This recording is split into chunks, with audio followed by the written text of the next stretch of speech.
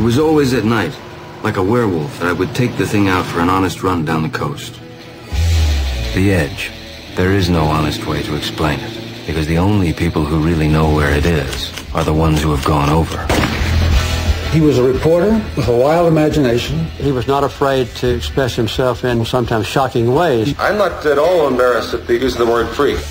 Fear and Loathing in Las Vegas. It starts off like a rocket. That was mad genius. Ralph, when he first met Hunter, he'd never done any drugs. He loses it. Hunter always had to have a running crisis. Come over, I'm gonna kill somebody! Hunter saw guns as one of the great things in life. He liked the noise and the violence and the destruction.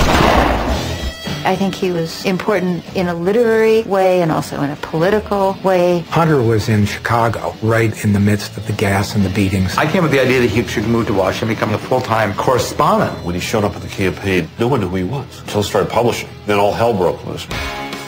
Some people will say that words like scum and rotten are wrong for objective journalism, which is true, but they miss the point. He described me as a half-crazed Davy Crockett running around the parapets of Nixon's Alamo. I desperately wanted to put an end to that senseless war. I'm sick and tired of old men dreaming up wars for young men to die in. Hunter's pieces were a hybrid of very accurate reportage and sometimes flat-out fantasy. And ended up on the wire as a straight story. You finally said, well, you made it all up. I couldn't believe that people really believed that Muskie was eating Ibogaine. I never said he was. I said there was a rumor in Milwaukee that he was, which was true, and I started the rumor in Milwaukee. I think he captured certain truths about human perversity. I don't think that anybody can be surprised that we find ourselves in the nightmare we're in today because it's the same as the nightmare he described back then.